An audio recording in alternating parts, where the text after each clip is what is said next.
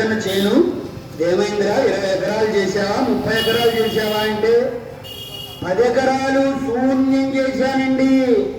10 ఎకరాలు శూన్యం అయిపోయిందని చెప్పాడండి. మొత్తం అయిపోయింది. మా ఇల్లు కూడా అమ్ముకుని అక్కడ గొడ్లు మేసే శాలలో ఇప్పుడు నివసిస్తున్నాను. అరే ఏమిట్రా, ఏమైంది అంటే నా రాముడికి ఇంత నైవేద్యం కోసం వచ్చానండి రామదాసుడు. అది రామదాసుడు కథలో మనం ఏం నేర్చుకోవాలి అని అంటే, ఎక్కడికైనా వెళ్ళినప్పుడు ఏదన్నా సహాయం కావాలంటే భగవంతుడు సహాయం కోసం వచ్చానని చెప్పమన్నారండి. అంతేగాని నాకు నాకు నాకు ఈ నేనంటే ఎవరండి? ఈ నేనంటే సాక్షాత్తు భగవంతుడని చెప్పుకోవాలండి. ఆ రామదాసుడికి ఇంత నైవేద్యం కోసం వచ్చానని చెప్పాడు. సరేరేరా, ఇప్పుడు రాత్రి అయింది కదా, చక్కగా పడుకో, పొద్దున్నే వెళదాం అక్కడికని చెప్పి కనమాదనుడిద్దరు కొత్త రామదాసుతో మాట్లాడి, అది మరునాటి ఉదయము తానీష దేవేంద్ర సభవలే ఉన్నది. అది ఒక పక్క మంత్రులు, మరొక సామంతులు, ఒకవైపు కవులు, మరొక వైపు విదూషకులు, సదా సప్తాంగ లక్షణం అన్నట్టుగా ఉంది. ఆ సభకు అక్కన మాదనుడు మంత్రులిద్దరూ వస్తున్నారటండి. ఆ మంత్రుల మధ్యలోనే ఒక పక్క చిక్కిన పెదబాపుడు బ్రాహ్మణుడు వల్లవాత ఉత్తరం వేసుకుని వస్తూ ఉన్నట్ట. వెంటనే తానీష రాజుగారు చూసి సరాసరే దిగి వెళ్ళాటండి. మెట్లు దిగి వెళ్ళాట. సింహాసనాలు ఊడే కూర్చున్నారు కదా అక్కడ. వెంటనే దిగి వెళ్ళాటండి. అది రాజులకు ఉన్న లక్షణం. ఎవరైనా తెలియని వాడు వస్తే వాళ్ళేవాళ్ళని కనుక్కునేవాళ్ళు. అట్లా తానీష మన రామదాసుని దగ్గరకు వెళ్ళి ఏమంటున్నాడు విందామని. వినదబుద్నా తమకి పృథ్వీశూల తాభుజ పరివార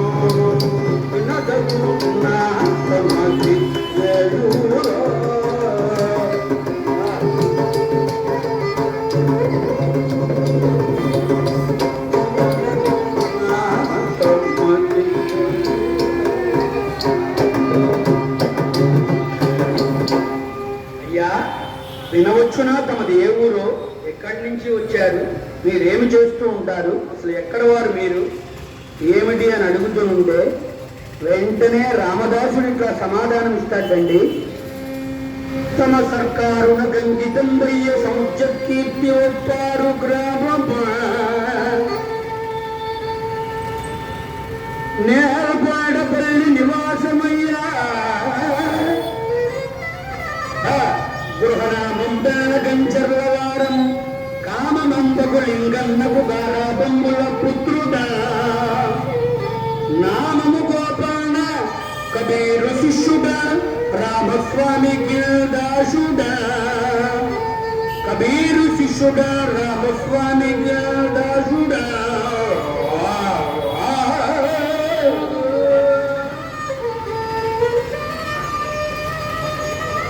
అయ్యా ఒక్క పద్యంలో మొత్తం అంతా వివరించాడయ్యా.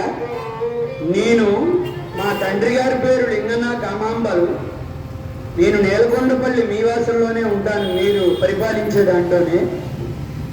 కబీరు శిష్యుడిని రామస్వామికి దాసుకున్నయ్యా అని చెప్పాడండి. అంటే వెంటనే పనేం చేస్తారయ్యా అని అంటే, పనికేమున్నది రామచంద్ర కరుణ ప్రత్యర్థమసించుటే పని. పనికేమున్నది రామచంద్ర కరుణ ప్రత్యర్థమసించుటే పని. శ్రీ రాఘవ పాదకమల ద్వంద్వార్చనా శక్తియే పని. శ్రీ రాఘవ పాదకమల ద్వంద్వార్చనా శక్తియే పని. తత్తారక మాత రాజకృత తాత్పర్యానుమలో బెన్నా పని.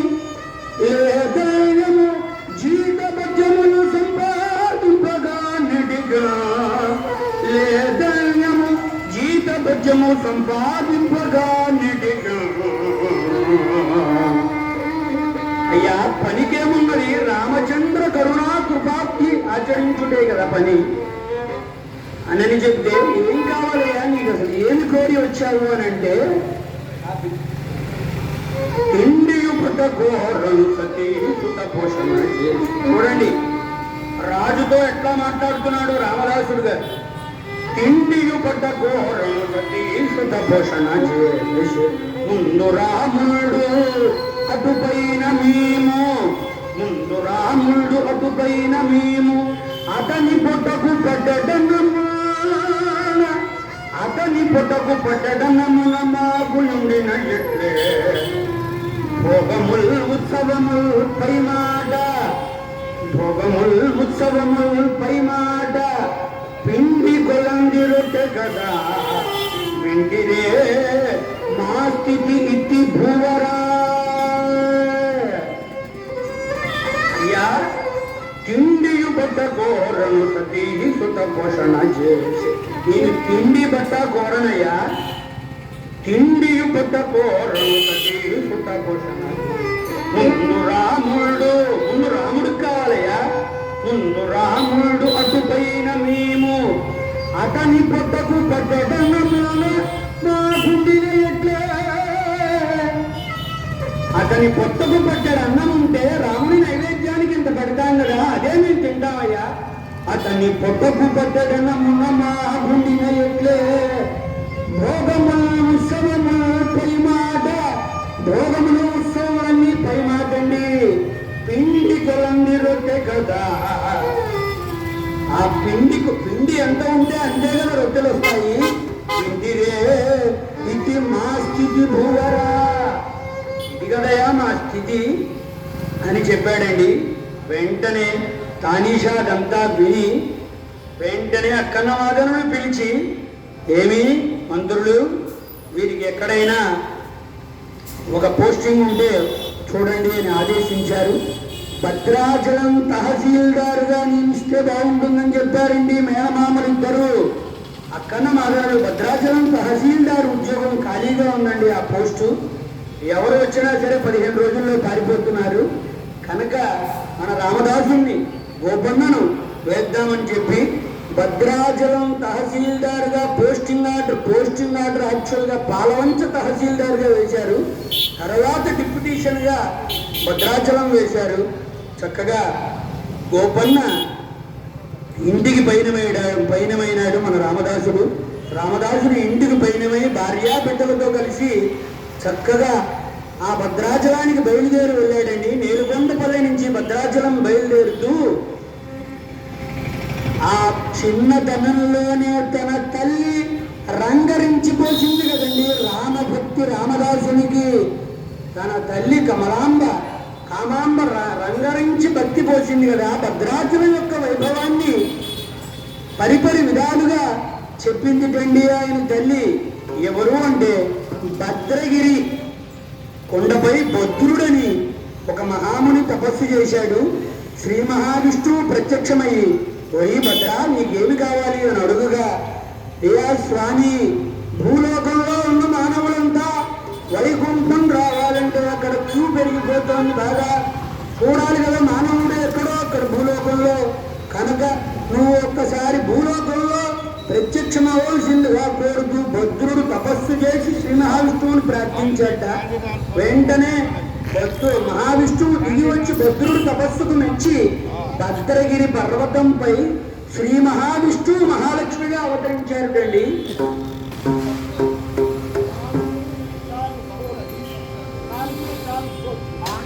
చేస్తుంటే శ్రీ మహావిష్ణువు వచ్చి, భద్ర నువ్వు తపస్సుకు మెచ్చాను, నువ్వేం కావాలో కోరుకోమంటే, భూలోకంలో మోక్షం కావాలి కదా, భూలోక వైకుంఠము ప్రాప్తించు స్వామి, పైకి రావాలంటే కొంచెం కష్టంగా ఉంది మానవులందరికీ అని చెప్పగా, భద్రుడు తపస్సుకు మెచ్చి శ్రీ మహావిష్ణువు ప్రత్యక్షంగా భద్రగిరి పర్వతంపై ఉన్నాడండి. నేటి భద్రాచలం అదేనండి, భద్రుడు తపస్సు చేస్తే వచ్చిన గుడండి అది.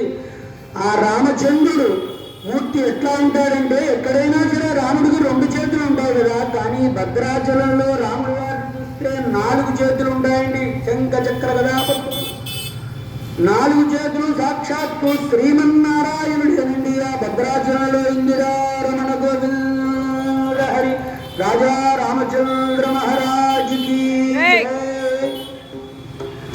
భద్రాచలాన్ని ప్రయాణం చేస్తూ భద్రాచలానికి భార్యా బిడ్డలతో ఇట్లా చెప్తాడండి.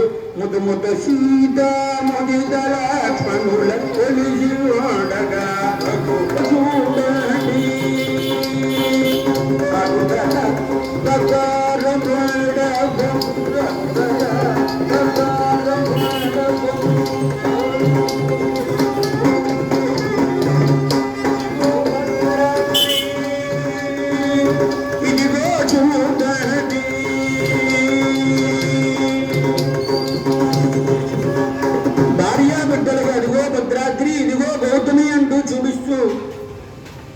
సాగాడండి ఆ పయనమంతా.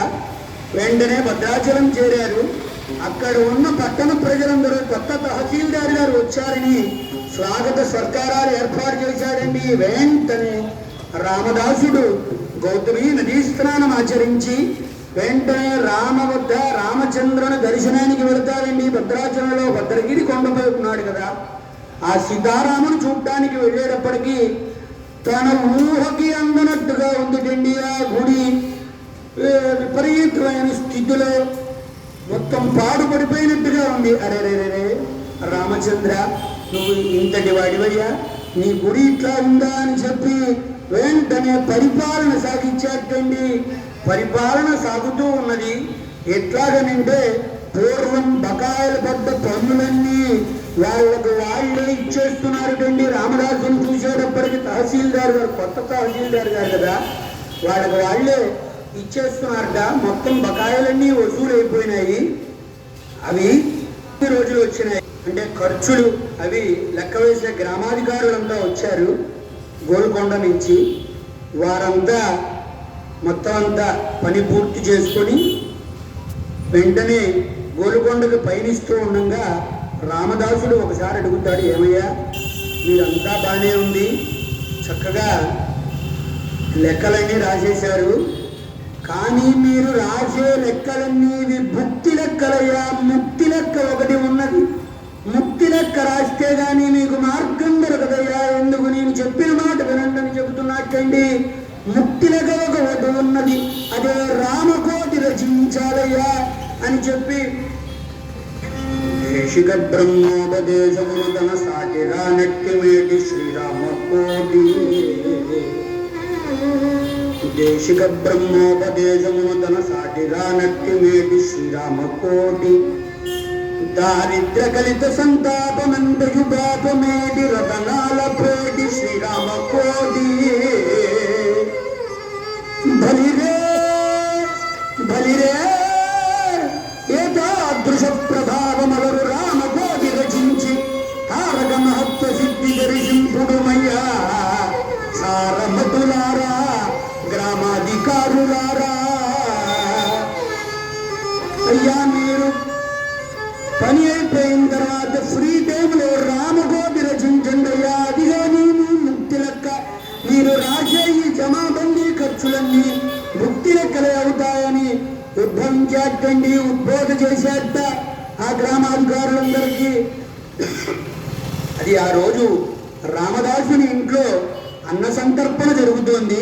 బ్రహ్మాండంగా గ్రామాధికారులందరినీ కూడా, అయ్యా మా ఇంట్లో వాళ్ళ అన్న సంతర్పణ జరుగుతోందండి, మీరు కూడా దయచేయండి, చక్కగా తిందురుగానని చెప్పి అధికారులందరినీ కూడా ఇంటికి పిలిచాడండి. ఇంటికి పిలిచి దరిద్ర నారాయణ సేవ అని ప్రారంభించసాగాడు కదా. ఆ సేవలో తన కూడా ఒక పళ్ళెం పట్టుకుని, అయ్యా మీకు సాధమా, మీకు ప్రసాదమా, మీకు అన్నమా, మీకు కూర, ఏం కావాలి అయ్యా ఇటు రండి, మీరు ఇటు కూర్చోండి, ఏ కమలా ఇటురా వీళ్ళకి వడ్డీ అని చకచకా మొత్తం సాగుతూ ఉన్నదండి. ఆ 2 ఏళ్ల పసివాడు రఘురాముడు తండ్రి పాదాల వెంబడే అట్లా అట్లా తిరుగుతూ ఉన్నాడండి. తండ్రి పాదాల వెంబడ అనుసరించి తిరుగుతూ ఈ ఇన్ని వేల మందికి వండివార్చిన గంజిగంట మృత్యుదేవతార్థంలాగా బగబగబగమని మండుతూ ఉన్నదండి. ఆ తాటి ఆకులు దడి ప్రక్కగే జరిగాడు రఘురాముడు, ఆ 2 ఏళ్ల పిల్లవాడు. ఆ తాటి ఆకులు దడి ప్రక్కనే ఇన్ని వేల మందికి వండివార్చిన గండి మృత్యుదేవతార్థంలాగా గబగబగమను కాలు జారింది. ఒక క్షణం గబగబా పడిపోయాడు. ఉడికింది మాంసపు ముద్ద. అరెరెరే పైకి తేలి పారిపోతోందండి భగ భగ భగమని. అటుగా మరిడి పదార్థం పారివేయడానికి వచ్చిన కమల ఆ కుమారుణ్ణి చూసి వెంటనే లాగింది దండి. లాగి అరే రే రే రే అయ్యా రామా అని ఏడ్వసాగిందండి. ఎందుకని అంటే అతని రామదాసి భార్య కదా, స్థితప్రజ్ఞ కలిగిన వ్యక్తి కదా. అరే రే నేను ఇప్పుడు ఏడిస్తే ఇంతమంది కూర్చుని అన్నం తింటున్నారు కదా, వీళ్ళు గబాలన ఎందుకు ఏడుస్తోందో కమలమ్మ గారిని లేస్తారు. వెంటనే వాళ్ళకి తినే పదార్థము ఇది అయిపోతుంది కదా, కనుక నేను కాసేపు ఉంటే వాళ్ళు చక్కగా భోజనం చేస్తారని చెప్పింది. తరువాత రామదాసుడు అటుగా మలిన పదార్థం చేతులు కడుక్కోవడానికి వచ్చాడు. వెంటనే రామదాసును చూసి వెంటనే తన కొంగులో ఉన్న శరీరాన్ని తీసి కలేబరాన్ని ఇట్లా కింద పారవేసి మీరు చేసిన సేవకి ప్రతికూలమని రామా రామా రామా అని ఏడవసాగిందండి. ఆ రామదాసుడు చూసి రఘురాముడు ముట్టకలేబరాన్ని చూసి అరే పిచ్చిదానా ఎందుకు ఏడుస్తావు? విలపింప ఫలమేమి రాలుగరుగ తల్లి దిక్కు శ్రీరాముడే కాడన్నిటికి. విలపింప ఫలమేమి రాలుగరుగ తల్లి దిక్కు శ్రీరాముడే కాడన్నిటికి. వెగల్ల మురారము కోవెల గురుగరము వాడి ముంగిట ఈ శుతప్రదము. ఈ పాట్లు రావలన మాకి ముర్ర పెట్టుకొనుచు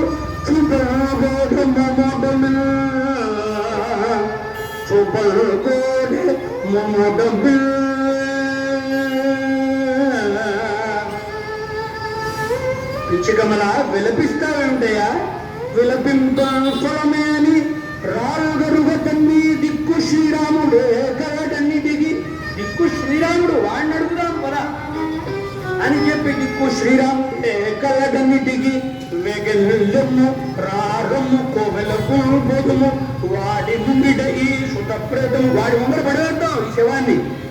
ఈ పాక్కు రావలన మాకి మొర్ర పెట్టుకొనుచు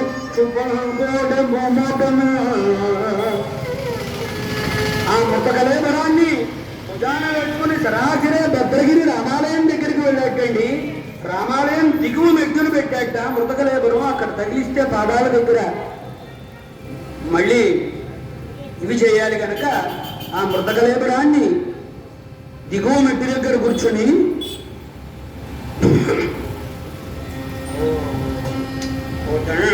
రామ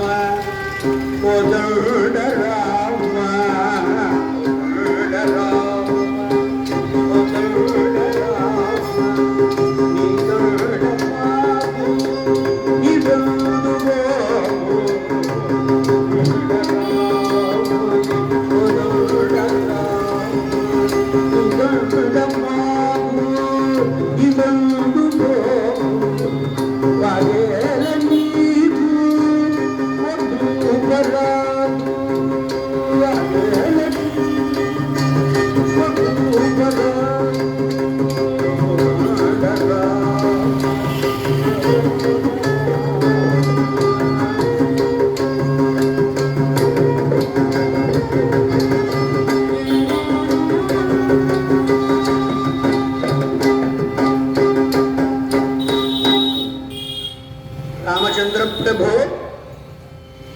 ఏమిటయ్యా ఇట్లా చేశావు? మాయాతీతుడు అయ్యా, నీవు మా కుమారుణ్ణి బ్రతికించవలసింది కదయ్యా. కుమారుణ్ణి బ్రతికించావా నేను తిరిగి వెళ్తాను, లేదంటే కుమారుడితో పాటు మా దంపతులను కూడా మరణించేటట్టు చేయవయ్యా. మేము కుమారుడు లేకుండా ఎట్లా బతుకుతామని పరిపరి విధాల స్తుతి చేసేటండి రామదాసుడు. వెంటనే ఒక వర్షం కురిసింది. రఘురాముడు లేచి ఉన్నాడు, చక్కగా కదిలాడు. రఘురాముడు బ్రతికినట్టు చూసిన ఆ తల్లిదండ్రులిద్దరూ